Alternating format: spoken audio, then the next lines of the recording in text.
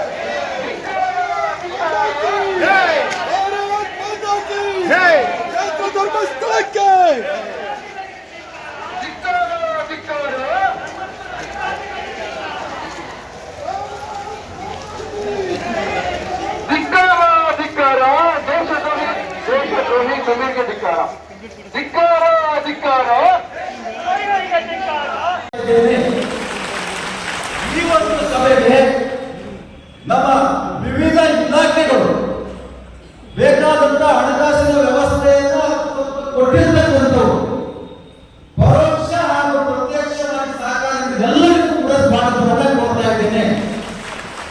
ಜೊತೆಗೆ ಇಂಥ ಒಂದು ದೊಡ್ಡ ಸಭೆಗೆ ನಿನ್ನೆ ನಗರಸಭೆ ಅಧ್ಯಕ್ಷರು ಇವತ್ತಿಗೆ ಕೊಡಿಸಿದ್ದಾರೆ. ಆದ್ರಿಂದ ಈ ಸಭೆಗೆ ಇಷ್ಟೊತ್ತು ಯಾರ ಹೆಸರು ಹೇಳಿದ್ರೆ ಅವರೆಲ್ಲರಿಗೂ ಕೂಡ ಒಂದೇ ಮಾತಲ್ಲಿ ಸ್ವಾಗತವನ್ನ ಕೋರ್ತಾ ಇದ್ದೀನಿ. ಸ್ವಾಗತಗಳು. ಇನ್ನೊಂದು ವಿವಿಧ ಸಮಾಜದ ಇನ್ನೂ 3 ದಿವಸ ಮಳೆ ಬಿಡಲಿಲ್ಲ ಅಂತ ಯೋಚನೆ ಮಾಡಿದ್ದೀವಿ. ಆ ಮಂಜುನಾಥನ ಕೃಪೆ, ಸನಾತನ ಧರ್ಮದ ಪ್ರಭಾವ ಒಂದಿಷ್ಟು ಮಾತ್ರ ಪ್ರಾಸ್ತಾವಿಕವಾಗಿ ಮಾತಾಡ್ತೀವಿ. ಗಣ್ಯರು ಮಾತಾಡ್ತಾರೆ. ನಮ್ಮಲ್ಲಿ ದಿಕ್ಸೂಚಿ ಭಾಷಣ ಅಂತಿಲ್ಲ. ಯಾರೂ ಕೂಡ ದಿಕ್ಕು ತಪ್ಪದಿಲ್ಲ. ಅತ್ಯಂತ ಪರಿಣಾಮಕಾರಿಯಾಗಿ ಮಾತಾಡ್ತಕ್ಕಂಥ ಎಲ್ಲ ಗಣ್ಯರು ಇದ್ದಾರೆ. ಒಂದು ಈಗಾಗಲೇ ಕೆಲವೇ ಜಾಗಕ್ಕೆ ತಲುಪಿದೆ ಇದು. ಇನ್ನೊಂದು 5-6 ವರ್ಷ ತಲುಪಿದ್ರೆ ಇದು ಕರ್ನಾಟಕದ ಪರ್ಯಾಯ ಸರ್ಕಾರದ ಮಾದರಿಯಲ್ಲಿ ಆಡಳಿತಕ್ಕಲ್ಲ, ಅಭಿವೃದ್ಧಿಯ ಚಿಂತನೆಗೆ ಯೋಚನೆ ಮಾಡ್ರಿ. ಬೇರೆ ಯಾರಾದ್ರೂ ಹೇಳ್ಬಿಟ್ರೆ ಇಲ್ಲಪ್ಪ ಇದು ಪರ್ಯಾಯ ಸರ್ಕಾರ ಆಗಿಬಿಟ್ರು ಒಳ್ಳೆದಲ್ಲ ಬಿಡುತ್ತೆ, ತಿರುಚಿ ಬಿಡ್ತಾರೆ. ಆದ್ರೆ ಈ ಒಂದು ಯೋಜನೆ ಅಭಿವೃದ್ಧಿಗಾಗಿ, ಬದುಕಿನ ವಿಕಾಸಕ್ಕಾಗಿ, ಜನರ ಉದ್ಧಾರಕ್ಕಾಗಿ, ಗ್ರಾಮಗಳ ಅಭಿವೃದ್ಧಿಗಾಗಿ ಪೂಜ್ಯ ಹೆಗಡೆ ಅವರು ಇಡೀ ದೇಶದಲ್ಲಿ ಯಾರು ಈ ರೀತಿ ಮಾಡಿ ನನಗೆ ಗೊತ್ತಿಲ್ಲ. ಇಡೀ ದೇಶದಲ್ಲಿ ದೇಶದ ಅತ್ಯಂತ ಪರಿಶುದ್ಧ ಕ್ಷೇತ್ರ ಅಂದ್ರೆ ಧರ್ಮಸ್ಥಳ. ಬೀಡಿ ಇಲ್ಲ, ಸಿಗರೇಟ್ ಇಲ್ಲ, ಹೆಂಡರ ಅಂಗಡಿಗಳಿಲ್ಲ.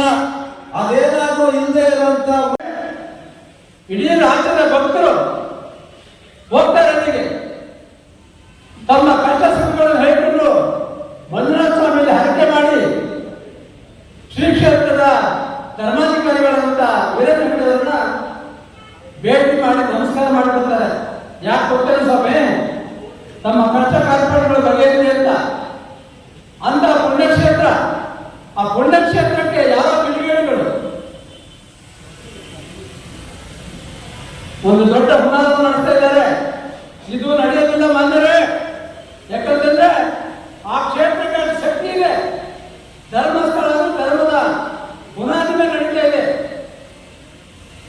ಈ ವರ್ಷದ 365 ದಿನ ಎಲ್ಲಾದ್ರೂ ಅನ್ನದಾಸೋಹ ನಡೀತಿದೆ ಅಂದ್ರೆ ಅದು ಶ್ರೀ ಕ್ಷೇತ್ರ ಧರ್ಮಸ್ಥಳ. ಎಷ್ಟೊತ್ತಿಗೆ ಹೋಗಿ ಯಾರ ವಿಷಯಗಳು ಪ್ರತಿಯೊಬ್ಬರಿಗೂ ಗೊತ್ತಿದೆ. ನಾನು ಅದನ್ನೇ ಹೇಳಕ್ ಹೋಗೋದಿಲ್ಲ. ಇದು ಹಿಂದೆ ಯಾರಿದ್ದಾರೆ, ಏನಿದ್ದಾರೆ ಅಂತ ಹೇಳಿ ಸರ್ಕಾರದಲ್ಲಿ ಇದ್ದವರಿಗೂ ಕನ್ಫ್ಯೂಷನ್, ಹೊರಗಡೆ ಇದ್ದೋ ನಮಗೂ ಕೂಡ ಕನ್ಫ್ಯೂಷನ್. ಯಾರಿಗೇನೇ ಇರಲಿ, ಧರ್ಮಸ್ಥಳದ ಬಗ್ಗೆ ಈ ನಾಡಿನ ಜನರಿಗೆ ಇರ್ತಕ್ಕಂಥ ಭಾವನೆ ಅರ್ಥ ಮಾಡಿಕೊಂಡು ಸರ್ಕಾರಗಳು ಮತ್ತು ಮಾಧ್ಯಮಗಳು ಕೆಲಸ ಮಾಡಬೇಕು. ಭಕ್ತರ ಭಾವನೆಗಳಿಗೆ ಧಕ್ಕೆ ಹಾಕಿದ ಹಾಗೆ ಮಾಡಿ ನಡ್ಕೋಬೇಕು. ಧರ್ಮಸ್ಥಳ ಅಂತ ಹೇಳಿದ್ರೆ ಧರ್ಮಸ್ಥಳ ಅಂತ ಹೆಸರೇ ಹೇಳ್ತೀವಿ. ನಮ್ಮ ಹಳ್ಳಿನಲ್ಲೆಲ್ಲ ಹೇಳೋದು, ನಮ್ಮ ಹಳ್ಳಿನಲ್ಲಿ ಇಲ್ಲೂ ಹೇಳ್ತಾರೆ, ದೇವರಿಗೆ ಹೋಗ್ತೀವಿ, ಧರ್ಮಸ್ಥಳ ದೇವರಿಗೆ ಹೋಗ್ತೀವಿ, ಕೆಳಗಿನ ದೇವರಿಗೆ ಹೋಗ್ತೀವಿ, ಹೀಗೆಲ್ಲ ಮಾತಾಡೋದು ಹೆಸರೇ ಹೇಳ್ತೀವಿ. ಮತ್ತೆ ಬಹಳ ಶ್ರದ್ಧಾ ಭಕ್ತಿಯಿಂದ ಹೋಗೋದು, ಮುಕ್ತಿಯಿಂದ ಹೋಗೋದು. ಧರ್ಮಸ್ಥಳ ವಿಶೇಷ ಏನು